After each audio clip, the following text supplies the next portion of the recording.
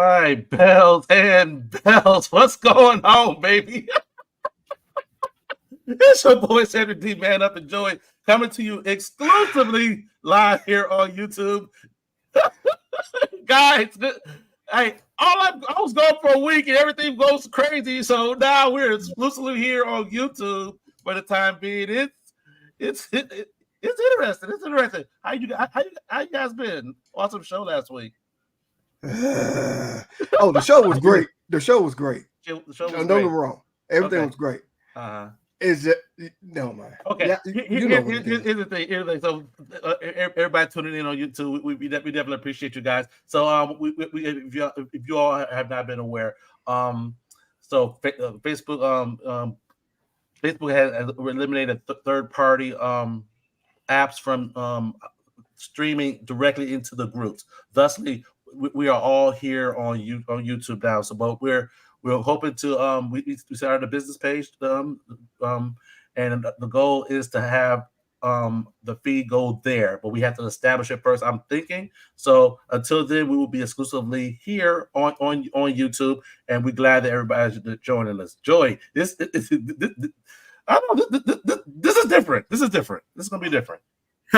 Yeah, we're used to seeing some comments coming through Facebook, but it looks like people are showing up already here on YouTube. So fantastic. We appreciate everybody tuning in over here, following us over here. If you weren't watching, Platinum Swords is already watching us over here. Exactly. We see Meshes here already. Mm-hmm. Yeah, and hopefully I know we're going to see generic Jobber over here in just a little bit too once he gets online, if he's not already. So make sure you're commenting here in the comments. Let us know you're out there today. Exactly. This is where we're going to be at exclusively, at least for the next few weeks, most likely. It's growing pains for y'all. It's definitely growing pains for us. And I was telling them right before we got on, we came on the show, and us as a crew, we've been doing this. Wow, y'all think about that. We've been doing podcasting for about 2 years now, guys. Yeah, almost. Yeah, almost. Yeah. Before we branded Bells and Bells, and we were doing it in Jago's group. We're at about 2 years, because it was May of 2022 we started doing this. And one thing I've learned in the course of that, and almost all the changes and stuff like that, Man Up does not do well with change. So, y'all have to. You got no choice in this case right now, so exactly. Have to deal with it, and we appreciate everybody being over here. Exactly. Just for that, I'm gonna put myself in timeout. You put yourself in timeout. Yeah. But before you put yourself in timeout, I'm gonna do this, and we're gonna get started. We are continuing this amazing series that we're in, brother. Yeah, we're up to 1993. Mm-hmm. We've done 90, 91, and 92. Now we're up to 1993. And 1993, man, we talk about every year in the 90s. 92 was definitely different, but 93 was definitely a shift for especially in WWF. It really is. And let's welcome Generic Jobber to YouTube. Thank you very much, Generic Jobber. Yes, welcome. The generic one is here. And we can see his name. We can see his name. Which is Generic Jobber. I love that. Thank you. That is awesome. Like that. I thank you, Jobber. That just made my day, because I'm sure he changed it so it could be Generic Jobber just for the show. So thank you, Jobber. That means more to me than anything. That really does. That really does. But yeah, 1993. This was an interesting year. It was definitely a year of transition within WWE. WCW went through theirs as well. Eastern Championship Wrestling is starting to get their feet underneath them as well. So this was definitely a freaking year. 1993, I was in 11th grade. 10th, 11th grade, somewhere in that mix. So, yeah, I'm excited to dig into this one, Man Up. I definitely am. I graduated in 93. Yeah, you are old. No, I graduated early, but I graduated in 93. Oh, I didn't know that. You graduated early, Man Up? I didn't know that. Mm-hmm. Oh, you freaking nerd. Okay. Yeah, but got some more comments out there we're seeing. Awesome. Yeah, keep the comments going. National Use 13. I think I was right around. I was 14, 15 ish, 14, 15, going into 16, going into 16. So yeah. All right. So all right, man. Who we starting with tonight? All righty. So like they said, we're doing our top 10 favorite wrestlers of 1993. Now I want to say this here before we do get started. Okay. Because I want to say it was generic jobber. So if I'm wrong, I'm wrong on this one. Some people said that because of where they lived, they was not able to watch certain things at certain times. Okay. Maybe just local, maybe just WCW, maybe just WWE, whatever. Yeah.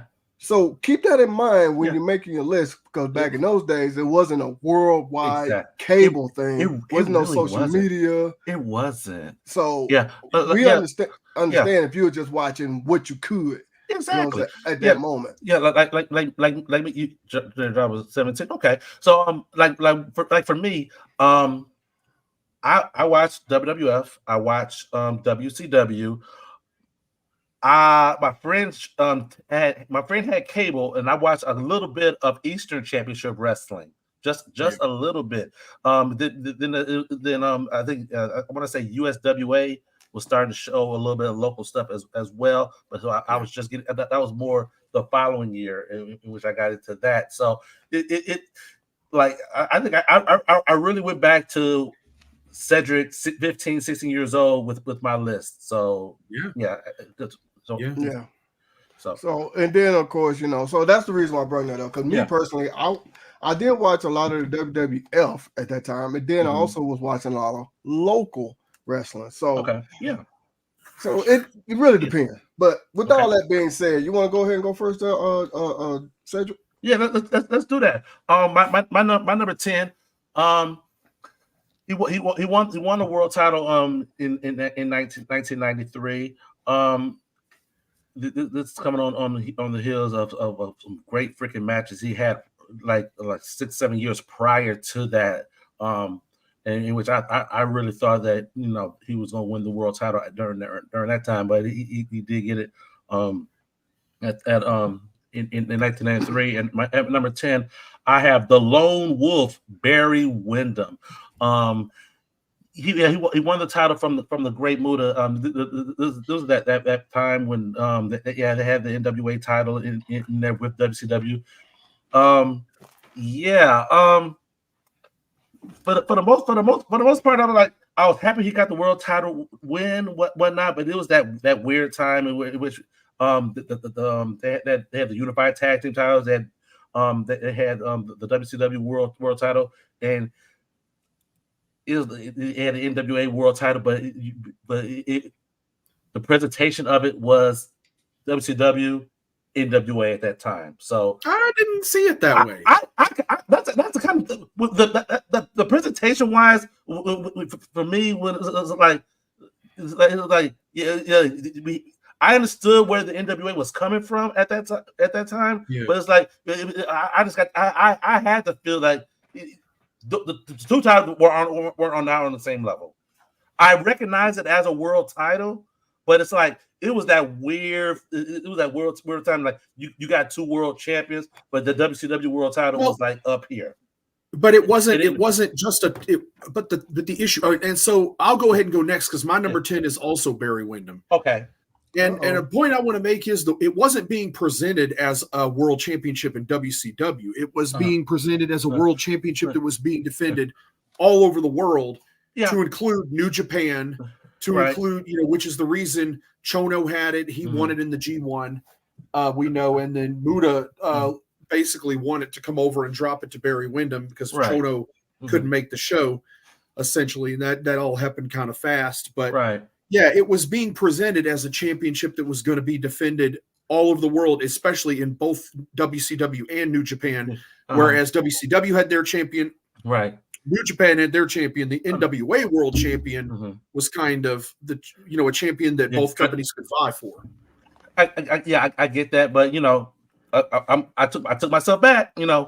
15, 16 year old said the presentation that was presented to me, and the impression that I got, was WCW, NWA. And what kind of helped in regards to that balance of like we wish NWA was like down here is that the tag titles were kind of unified as well, and we had the unified world tag team title. So it's like okay, so it's like okay, it's like you sense more. I sense more emphasis in regard in WCW programming. I sense more emphasis on the WCW World Championship. Sure, because that's their world championship. So that is with that mindset in that they're gonna push their champion. Like he's our WCW World Champion. Oh, we have the NWA World Champion as well. So that's why I'm saying like the perception. But the story, the scenario I just gave you was what was being put across on television. I'm just saying. Yeah. I get that. But I'm saying 15, 16-year-old Cedric. That's how I perceived it. And certainly not since Ric Flair and Barry Windham was kind of the big story of Barry Windham's title reign. We knew Flair was gunning for it. It's not like Flair was going to go after something that wasn't important. So it's kind of like in that aspect, I love that Barry Windham won the title, but but no one talks about that title run. Sad to say, no one. You really don't go back. You don't hear anybody talk about. You know Barry Windham was the NWA World Champion. I do. I just met somebody the other day on social media. I was talking to in Messenger about it because she's a huge Barry Windham fan and is looking to get all of the belts he held made. Absolutely. So I'm telling you, it's out there. It's out there. It's not out. But I would say like a general wrestling fan, like I think they would say. I don't want to speak for everybody. Yeah. Put that out there. But it's like, oh yeah, Barry Windham is a former NWA World Champion. But it's like I could say the same thing about WWE in the entirety of them having 2 world championships. That's true. You truly can. But it's like I have difficulties like what outside the feud with Flair which Flair wanted. What can we say about that title reign? You know, it's like for Barry, because Barry kind of had it for a shorter period of time. So it's like in that aspect, but I love Barry Windham's work rate. I love him in the freaking ring. The dude can freaking go. I was happy he won the world title, but he's at number 10 on my list. And it's also because we weren't watching New Japan. We didn't know who he was wrestling over there either. Right. Because he was going over there too and having big matches. So kind of hard to say when it was hard to see him go over there and defend it too, because I'm sure he did. Absolutely. Well, anyway, we spent a lot of time on that. I'm listening. We spent a lot of time about Barry. I'm listening. Hey, this is as y'all can probably tell here on Bells and Bells, we do have a dialogue back and forth, and it can get lost in translation sometimes. So go ahead, man, up with your number 10. Let's see. All right, my number 10, I'm gonna keep it quick. That is Koko B. Ware. Okay. Now I know he ended up later on in the year becoming a tag team with I can't think of Owen Hart. But High Energy. But I had to. That's the reason why he's number 10. He's low on my list. And also too, I wanted to point out something real quick. I do like that it was according to a lot of people. I'm gonna put it like that. I didn't hear this from Koko B. Ware himself, but it was the first episode on Raw in 1993. He wanted to get squashed by Yokozuna. So I love that by him. He knew that it's his time to I ain't gonna say about his time to pass on the business to someone else. So and Yokozuna, I think this his second year in WWE, if I'm not mistaken, something like that. So he debuted like in 92 ish, like late 92. Yeah. So around there. So but anyway, I was just enjoying the dialogue between y'all two, but go ahead. Well, let's go out there to Jared Jobber in the comments. He's got his number 10 up. Yeah, sorry about that. Thank you. I forgot. Yeah. Okay. All right. I forgot about that. He went on a nice little undefeated streak. I forgot who ended that. Who defeated that undefeated streak? Jobber, you probably refresh my memory on that one. Yeah. Well, he had the match for the IC belt at WrestleMania with Shawn Michaels where he won by DQ, so he didn't get the belt, but he still continued the streak. He did. But I'm sure Nerd Job will let us know as to who, or if anybody else out there who ended it? Huh? You talking about who ended the streak? Yeah. Who Ludwig Borga. That's right. I forgot about Ludwig Borga. Okay. Tony, what's his name? Tony. Yeah, Ludwig Borga. Okay. I remember it. All right, Cedric, who's your number 9? Number 9 had a great run as United States champion in WCW. They call him the natural Dustin Rhodes, man. He had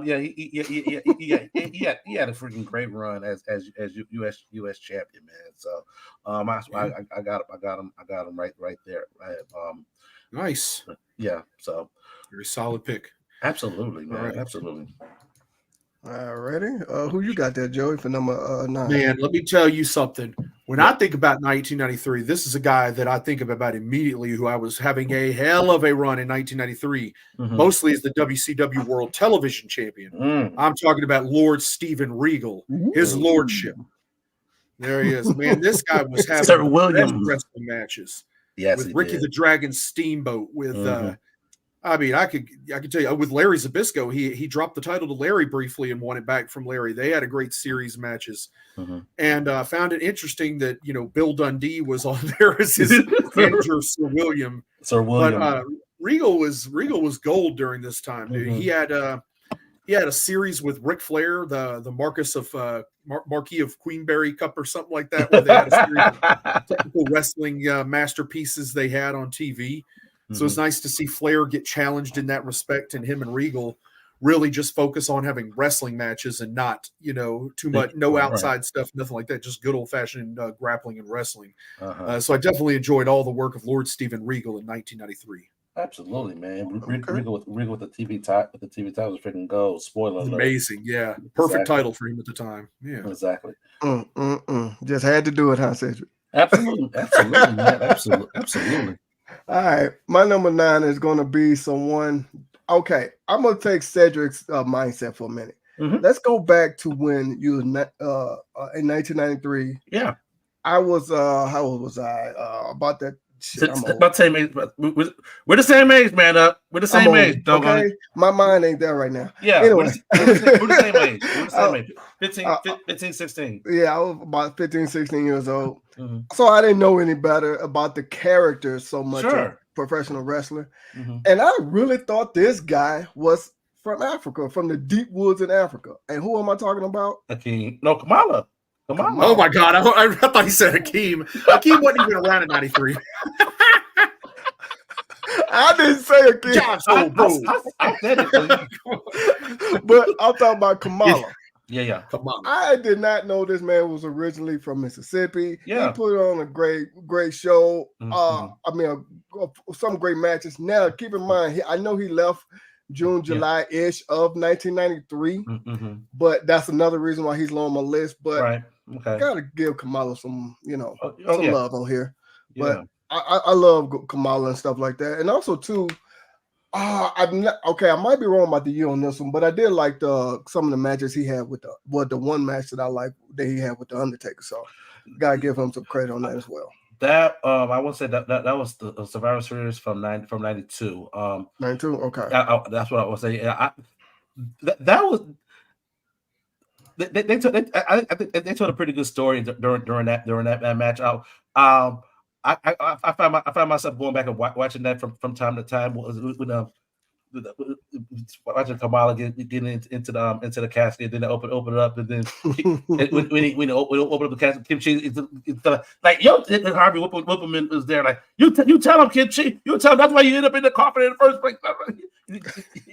It was crazy. So all right, let's go ahead and go to generic jobbers. Comment here. You got Ludwig Borg. That was the answer to the question earlier. Yeah. Okay. And then his number 9 is up there also. The Narcissist. Oh, yeah. The Narcissist. Okay, here go Platinum Swords, number 10. Come on, Platinum Swords, give you your number 9 as well. Okay. We're just not going to get to number 8. Oh boy, if I Scott Steiner was in the Steiner Brothers in 1993, though. He really wasn't wrestling as a single. So that's kind of why he's not on my list. We're sticking with guys that were singles wrestlers. Women. Yeah, or women. No worries, Swords. Appreciate you. That sounds a little sus, what you said there. Wow, Joey. I'm gonna leave that one alone.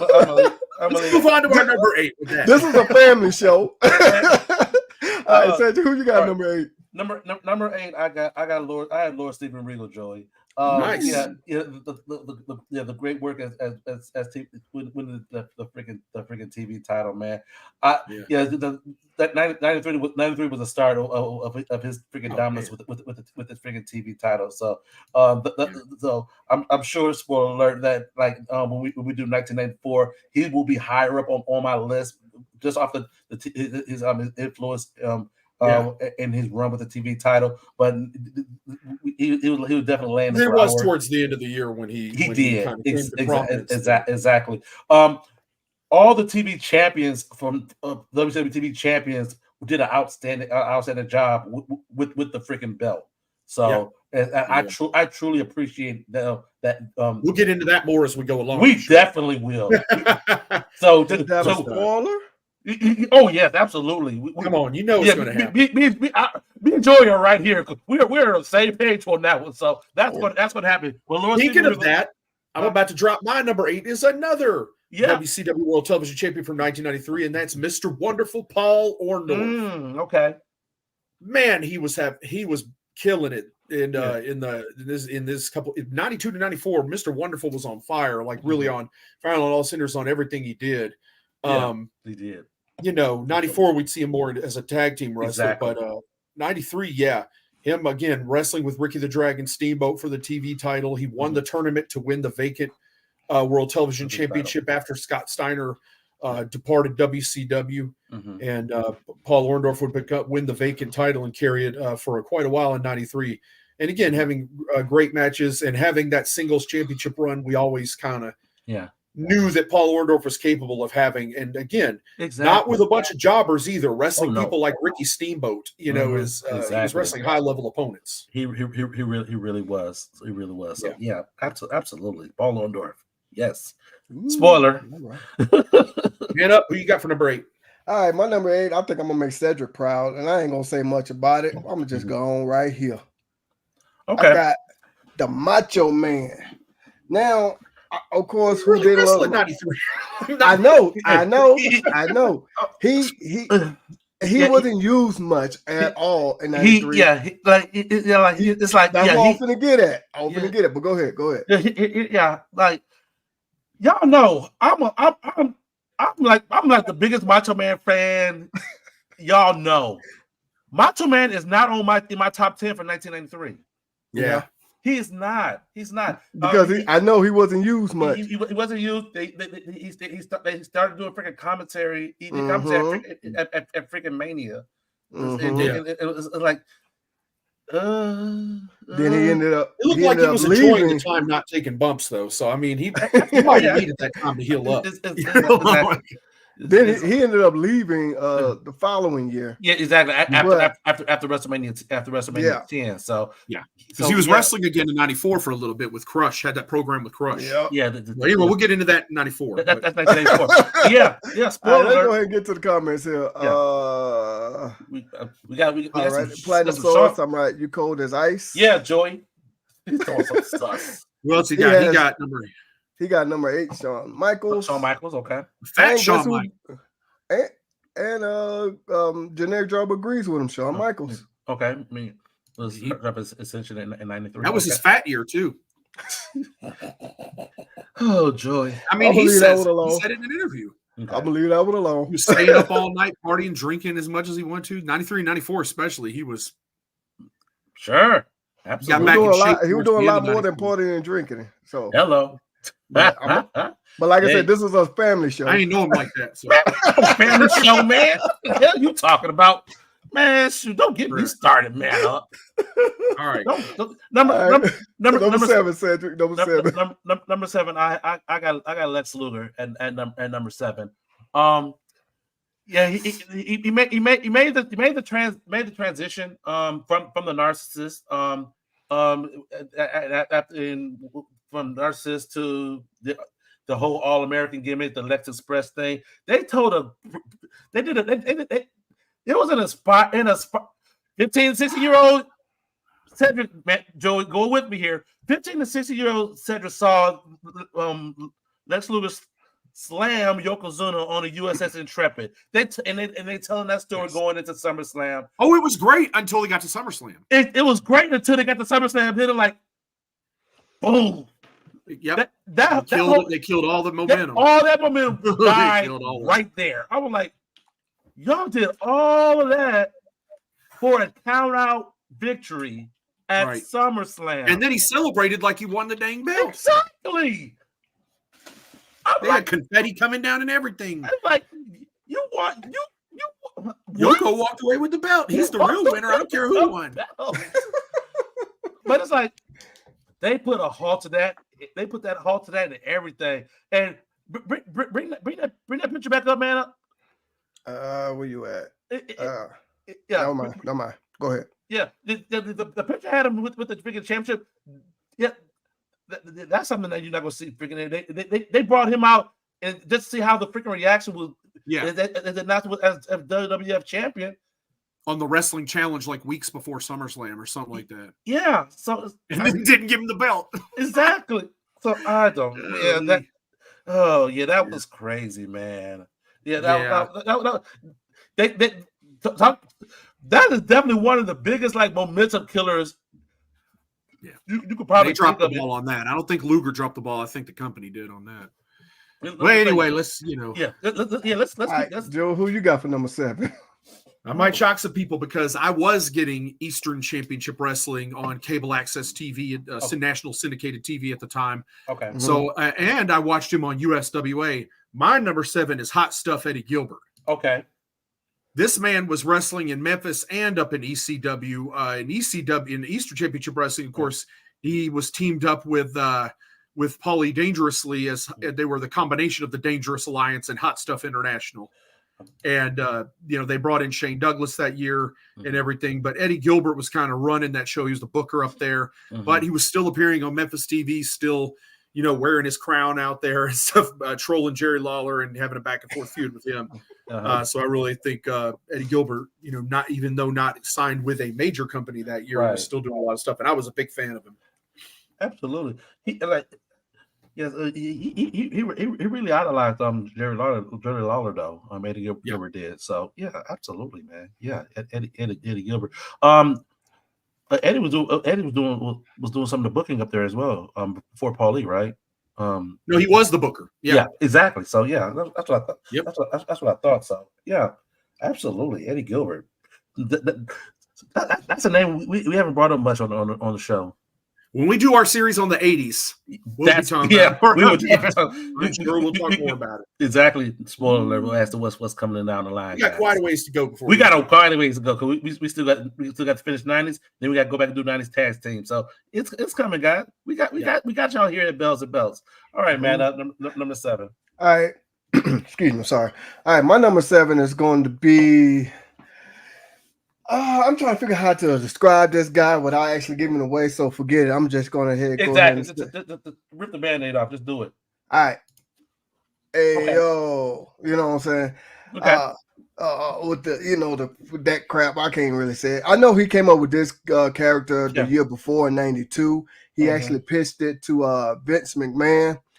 He wanted to only be. That's not even when he came up with the character. He did the character in WCW under a different name. Well, I know that, but I'm just saying. Exactly. He pitched the character to only be Razor, but it was said that he needed to have a last name, so they came with Ramon. Yeah. And then all of that, going on with that.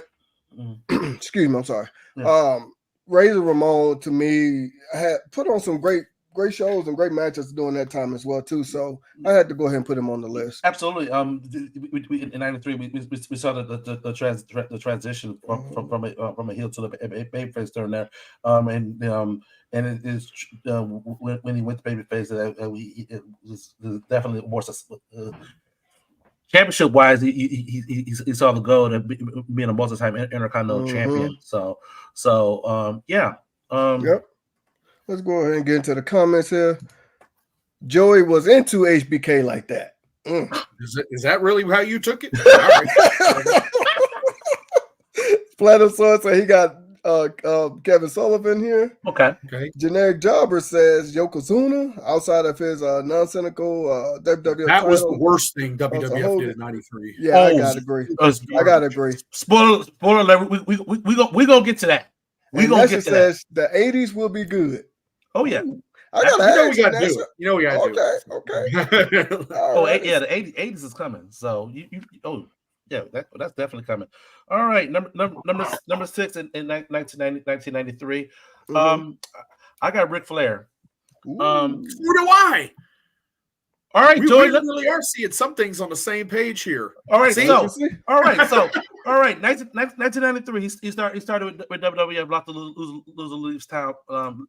loser leaves match. That was a great match too. That was a very great match. Did the honors on the way out. Put him over clean. Yep. Yeah, and then he went back to his freaking stomping grounds and whatnot. And then won the NWA World Title. Lost to Rick Rude. We went to the store with Vader. They told a hell of a doggone story with going into that. With the win and go home at Starrcade '93 with Vader. And Nesha, I see your comments that Flair should be higher. You will see why he's right here versus higher. We're not saying top 10 greatest. We're saying our top 10 favorites. This is the favorites for this year. So yeah, I as much as I love that story, the ones that are higher is there for a reason. So, Platinum Swords, I see said he had Rick Steiner, but again, we're not covering people that were in tag teams the whole year, and Rick Steiner was one half of the Steiner brothers the whole year. So for the series, we're doing people that strictly were at least wrestled mostly singles that year. Rick Steiner would be in mind if we were covering tag teams too, but again, we'll save him for our tag team series. Absolutely. Okay. All right, my number 6 is going to be. Well, when I was looking this up, I was kind of surprised, and then I kind of saw some things. This man was basically, I guess you could say, doing double duty, and I'm talking about Ted DiBiase. Okay. All Japan Pro Wrestling and the WWF. Okay. And the funny thing about that is, I didn't know that. And in this picture right here, that's when he was, I guess you could say, trying to put Virgil over. Okay. And I liked it that, and I'm finna get off topic a little bit. Well, go ahead. A good portion of the year of the year in 1993. He was in the tag team title with Money Inc. with IRS. Then they lost to the Steiners. Yeah, they lost to the. They won it back from the Steiners. Won it back exactly. Yeah. So it was like, but I want to say that DiBiase Virgil Food that might have been the year before, maybe. Because because they did the $1 million title long before that. Yeah, exactly. So that was when Virgil and DiBiase were really going high. All right, let's go ahead and get to the comments here. Of course, that's what we were talking about earlier. Yeah, absolutely. Yeah. Of course, we're talking about this one here, Rick Steiner's. The next jobber says he has Vader. He's on the he ruled that year. We're gonna get into that. I promise you we will. Platinum got Lex Luger. Okay. And Nestor says now he's paying the price. Is he? I don't think he's been arrested. Darn. He should be, but we ain't gonna get into that. Yeah.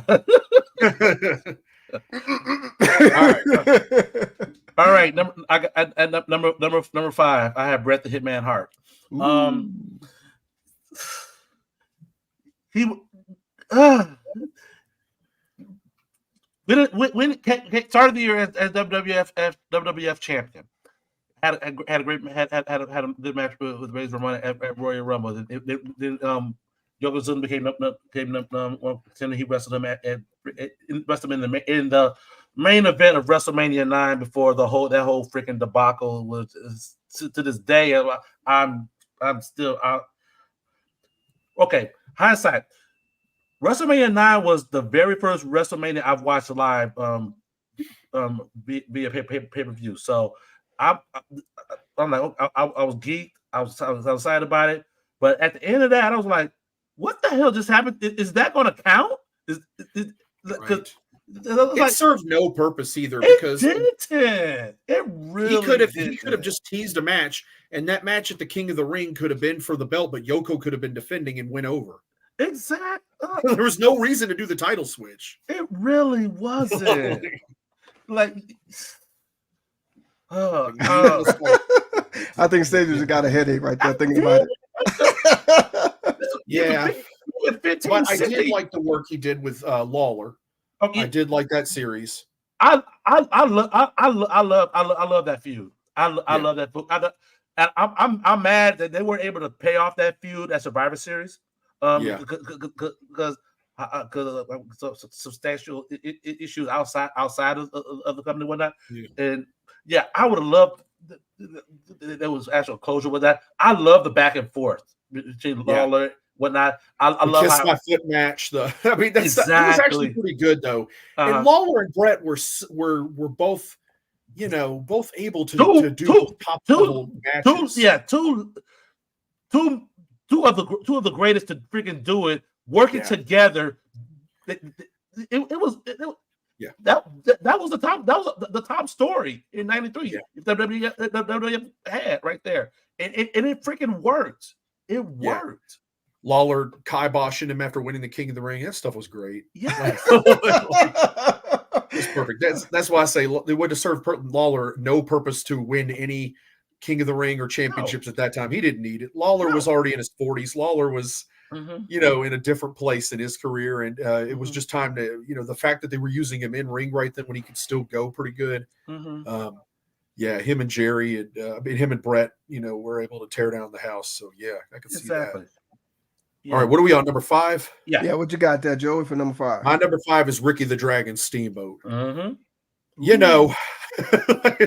Again, talk about world television champions in WCW this year. That Steamboat again, just everything he touched turned into gold. Like just having the bangers he was having in 1993, again with Paul Orndorff, with Lord Steven Regal, lots. Everybody he got in the ring with was, he made that much better. Absolutely. I'll leave it at that. Absolutely. Spoiler. That's coming. All righty. My number 5 is going to be somebody, once again, I'm trying to go back to my younger self and with the wrestling characters. Sure. There's another one that had me fooled, and I'm talking about Roddy Piper. Okay. Now, of course, yes, I did think the man was from Scotland. Yes, I did think that because, the bagpipes, the kilt, all of that good stuff. But the man is actually from Canada. And it's... I don't know. To me, it didn't. Oh, go ahead. No, go ahead. Oh, okay. And then to me, with Roddy Piper, it's just one of those guys that you love to hate sometimes. Sometimes you loved him like crazy. And the man was a banger. In 1993. Where was he in 93?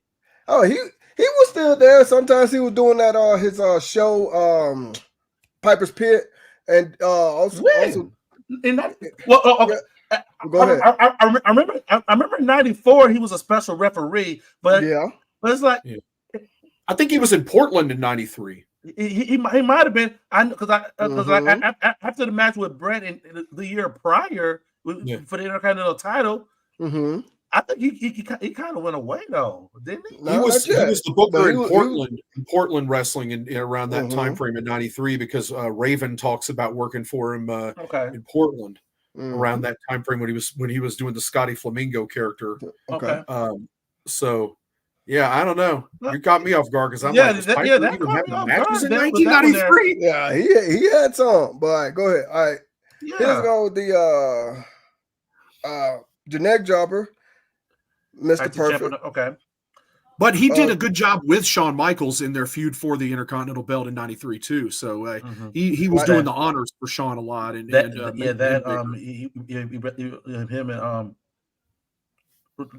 and he wrestled Luger at Mania too, a year as well, if I'm not mistaken. Yes, that was a good match. He got a good match out of Luger. You're right. So that's saying something. Yeah, WrestleMania 9. So the King of the Ring match in 1993 with Bret the Hitman Hart versus Mr. Perfect. You That can't one go was wrong. as good, or even maybe considered by some better than the SummerSlam match. So yeah, because they just had chemistry. Exactly. Right, wheels are turning. Okay, all right. Who you got there for number 4 there, Cedric? Number 4, we're gonna revisit one of Joey's. I got Mr. Wonderful Paul Orndorff. Oh yeah. Yeah, so yeah, man. They're like exactly. It's like they gave him the run with that, and then the people that he was just freaking working with, man. Winning the freaking title, had a great run as a freaking TV champion, man. I love it, man. So yeah, Mr. Wonderful all the way, absolutely. All right, for my number 4, I got Bret the Hitman Hart. Yep. So we talked about it a lot before, so I ain't going to sit on it too long. We'll just keep it moving. But yeah, for number 4, I got Bret. All righty. So my number 4 is going to be the Perfect One. That's how I like to call him sometimes. Mr. Perfect. You know, we talked about him several times here too. So to catch up on time a little bit, I'm gonna go ahead and move on as well. Okay, good deal. We got the number 4s out in the audience.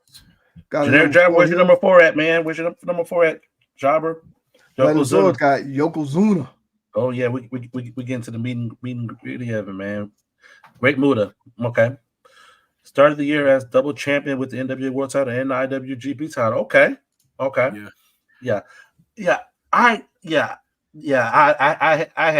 I heard of IWGP, but I ain't have a clue. Right, me neither. Yeah, it's like that's why I say, you know, it all depends on where you was at and what you was able to watch. If I was going back from a historical standpoint, whatnot, yeah, absolutely, man. Yeah. My list would definitely be a little bit different. But yeah, I'm giving y'all 15 to 16-year-old Cedric on this list, and what was definitely presented to me. Muta, but it was awesome seeing Muta appear on WCW TV coming in with the NWA. Seeing him with the big gold was crazy. Exactly. But just to see him back on American television, I definitely had respect for him, and he did have that banger with Muta. Mm-hmm, absolutely. How often did Muta was on American TV?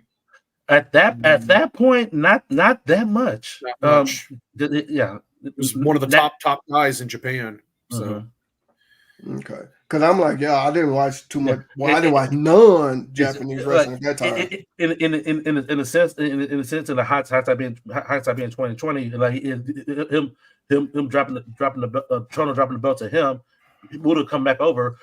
The WCW fan base remember him from 1990. His great run with Gary Hart.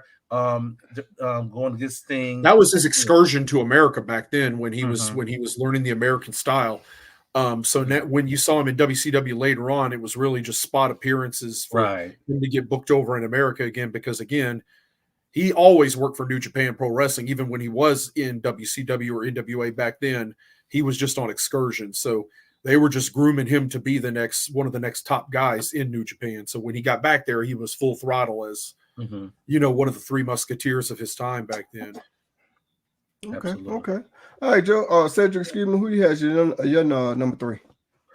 At number 3, keeping true to WCW TV champions, Ricky the Dragon Steamboat, man. Oh yeah.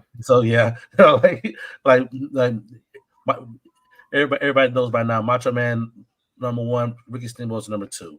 So yeah, he had a freaking great 1993. He was coming off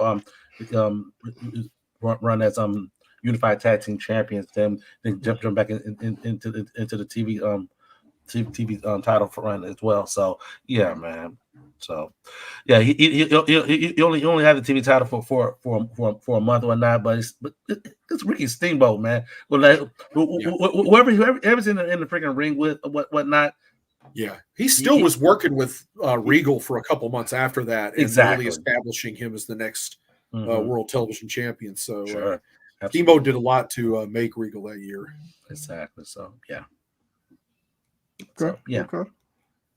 All righty. So Joey, who do you have as your number 3? All right, for my number 3, I've got Big Van Vader. Yes, indeed, dominant as hell in WCW in 1993. He was. I think this is the year he nearly killed Cactus Jack. Damn. Power bombing him on the concrete and making Cactus Jack forget who he was. He had amnesia and was on the street and all that. So we got to get Cedric back on here. I said for my number 3, I had Big Van Vader, and I was throwing it back to the feud with Cactus Jack, and where he power bombed him so damn hard on the concrete, Cactus Jack forgot who the hell he was. You muted, Cedric. Yeah, absolutely. Yeah, like who am I? What am I? It's crazy. Yeah, man, Cactus Jack. Yeah. I want to go back and watch that because I kind of remember, but not really. Okay. All right, my number 3 is going to be someone we talked about already. Mm-hmm. That's Bret Hart. I mean, what would you be without a list in the 90s with Bret Hart? Okay. With that, got him picture here with winning King of the Ring. What more can you say with this guy here? Absolutely. 1993. Yeah, we already touched on the feud with Lawler and everything. So it definitely was a highlight of 1993 as well. So yeah, absolutely. Yeah. All right. So let's go ahead and go to the comments. We got Platinum Swords with Mr. Perfect for his number 3. Okay. Yeah. And Generic Jobber says Michiharu Misawa. Yeah, thank you, because I was not going to be able to pronounce that. Gotcha, thank man. you. Jobber back in the day. Yeah. Yeah. I didn't even know how to do that. So exactly smarter than me. Exactly. Like that's why I appreciate Generic Jobber, man. I appreciate Generic Jobber because he does know a lot of stuff. Definitely in regards to on the Japanese front. So definitely appreciate that, Jobber. All right, we're getting the home stretch. At number 2. At number 2, I have Yokozuna. Outside of the mishap at WrestleMania 9 at the end of that, Yokozuna dominated WWE in 1993, going into the first quarter of 1994. Yokozuna was that guy.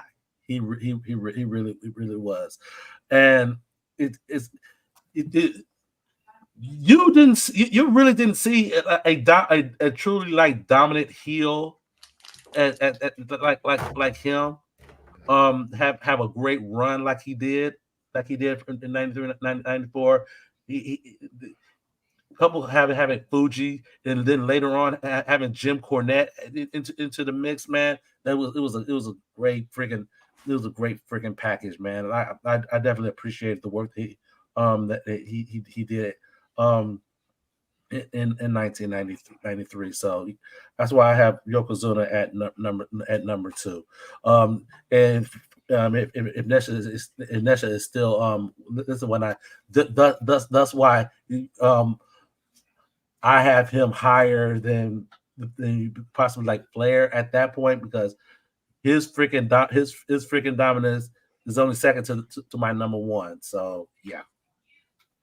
So we gotta wait and see what Cedric's number 1 is. All right, Joey, what's your number 2? Is Sting. Just still firing at all cylinders in 1993. Had just come off that King of Cable tournament win at the beginning of 93, but he was solidly still the top baby face in the company for all of 1993. We won't spend a long time on it. Everybody knows about Sting. My number 2. All right, my number 2. We talk about this guy as well. I'm not gonna spend a whole lot of time on him, but one of my all-time favorites. I know this time he was kind of out there, and whatever. I'm not. Doink? Is it Doink? It better be. It better be. It better be. Okay. Talking about the Heartbreak Kid. Talking about Shawn Michaels. Of course, like I said, I ain't gonna spend too much time on it. Catch up on time a little bit here. Okay. All right, so let's go ahead and get into the comments. Number 2, Platinum Sword says, "Woo, Ric Flair." Generic Jobber has Bret the Hitman Hart wins the WWF belt back, but his King of the Ring 93 performance, enough said.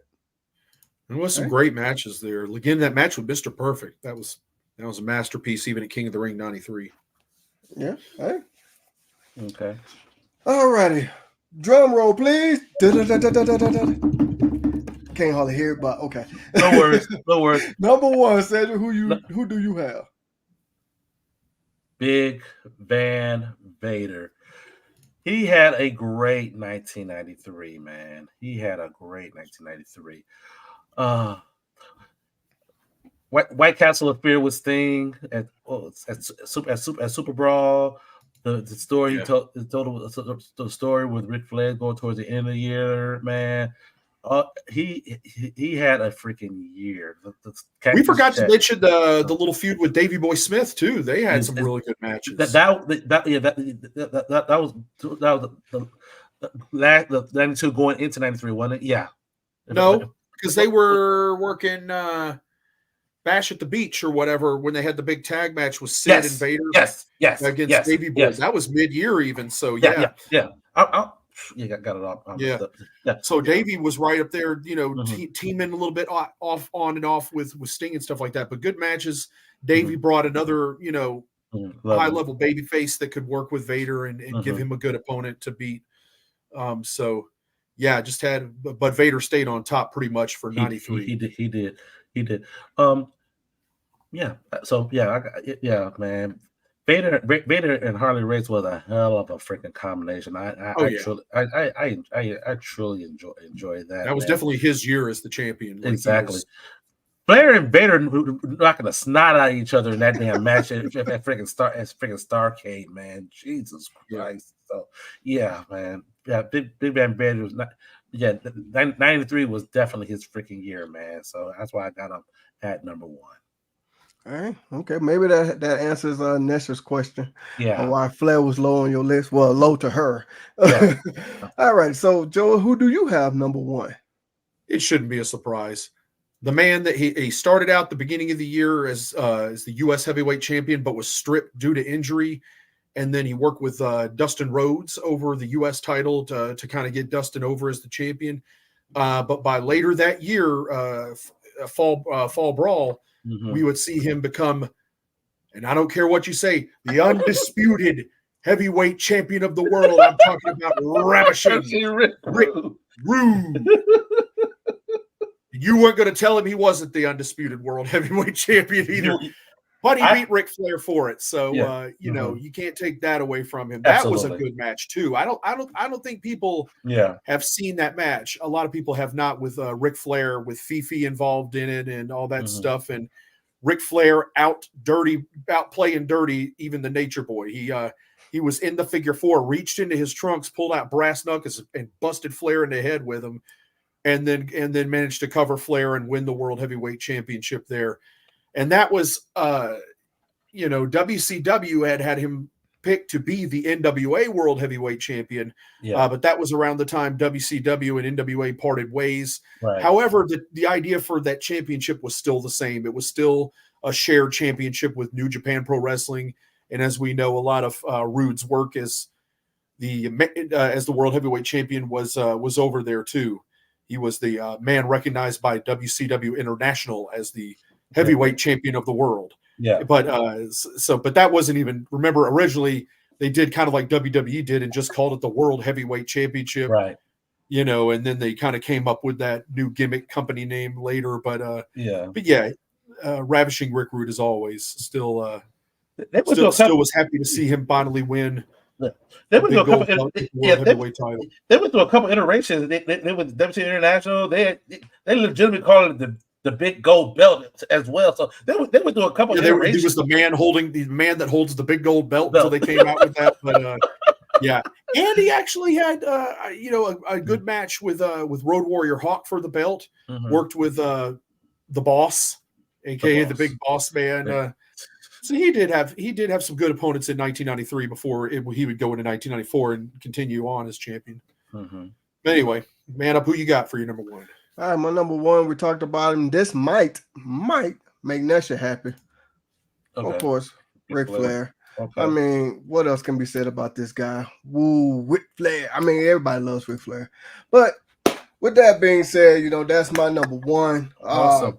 We had a great top 10 here. Great show. Let's go ahead and get to the comments. Take that, Joey. He says, just breaking the rules, Platinum Swords. Okay, well. Okay. Hey, look, you're not going to find a bigger Steiner Brothers fan than myself, so I can't knock you, bud. For real. He was just oozing oil me, Chico. Yeah. Nesha said, woo! Then we have Christian right here says Sting. Okay. All right. Christian, thank you for joining us tonight. Appreciate that. Razor Ramon cannot be a character in 2024. For reasons I'm not going to get into. Oh, awesome. Boy. Big ass white dude doing a character pretending to be Latino. It's crazy. Oh, boy. But we all bought it. Yeah, we did. That's why I said you go back to your younger self. You didn't know exactly. So yeah, I'm loving this 90 series that we do enjoy, and we hope everybody is enjoying this as well. Because we happen the time machine. We can relive. Wait, did you see that there's somebody named Christian on here now? Dude, we got a Christian out in the chat room, dude. Oh my gosh! Did you see that? Did you put that comment up? Yeah, that one just kind of came up late. Yeah, they did. Yeah, I'll put that up. Is that Christian Cage? I wonder. I'm just saying. It's all love here, Bells and Bells, guys. We thank everybody for tuning in to us. Yeah, for real.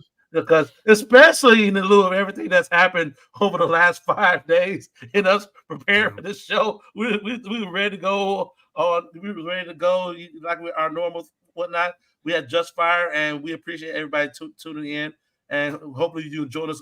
We'll come back to you all next week. 1994, Joey?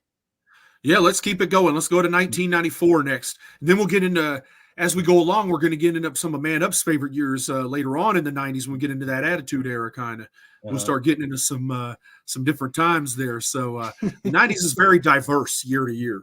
So we'll see that as we go along here. But 1994 should be a lot of fun next week because that was a big changing year with Hogan coming into WCW.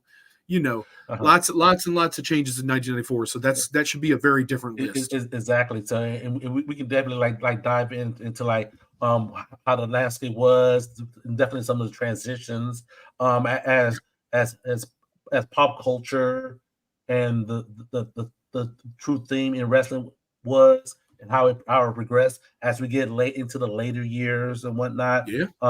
Because the dynamic between 1990 and 1999 is way freaking different, and you guys stay tuned here at Bells and Bells, and we're going to dive into all that good stuff there, Man Up. Oh yeah, man. So thank everybody for coming on over to YouTube. I know we you know what? I'm just gonna say this. Thank everybody for joining us here on YouTube. Thank y'all for all the comments, spending your time with us. We couldn't do the show without our audience, and we appreciate that. Mm-hmm. But remember, what's going to end up happening once we reach 1,000 subscribers. Joe, you want to talk about that? You know it. Yeah, coming up at 1,000 subscribers, we got some exciting giveaways. We're at 820 last time I checked. So we're well on our way. We are up over 20 subscribers from last week. So we thank everybody that subscribed. Christian, if this is your first time seeing us, man, please do us a favor and hit that subscribe button. Or whoever's out there watching, if you're still watching right now, please do us a favor and hit that subscribe button. At 1,000 subscribers, we are going to be giving away an NWA World's Heavyweight title belt. And Man Up's got a real VIP chair from going to SmackDown. It's awesome. It's a real one-of-a-kind chair he got at the live at the TV taping there, or live TV, not TV taping, but live TV there. So really great collector's items we got for you coming up. We're going to be giving away at 1,000 subscribers. However, you do need to be a subscriber on YouTube as well as a member of our Facebook group, Bells and Belts. And thank you, Christian. Yes, please. Thank you, Christian. Please Does subscribe. that make 821? Yeah. Awesome. And we now have a Facebook page. We'd like for you to follow us on too, because we're going to be all the shorts we drop on YouTube. We are going to be dropping them there as reels as well. And in the near future, we hope to air live on that page as well as YouTube. So we'll open up for those of you who would prefer to watch on Facebook. Hopefully, in the near future, we'll be airing live there too. Yeah. So big things coming. Yeah. So we definitely appreciate everybody. We're going through growing pains here as we navigate what Facebook wants to do and whatnot. So you guys catching us as we're doing our growing pains. So as we continue to grow, we ask you all to continue to grow with us. Part of growing with us is joining us here next week when we talk about 1994, the year that was, and our favorite wrestlers at that time. Guys, let's come back next week and do it again. Yes. Of course. Please do. Yes. Bring your list. Go ahead and make sure if you saw other people in the audience with their top 10s, make your top 10s too. That way we can show them in the comments. We love that. And we want to, again, thank everybody for coming out tonight and making the switch over to YouTube that normally we're watching on Facebook. We really appreciate all the participation in the comments, whether you gave us a top 10 or not. Exactly. Tremendous. And we really enjoy it. Absolutely. So for my tag team partners, Man Up and Joy, I'm your boy, Cedric D. We will see you guys here next week here on Bells and Belts. You know it.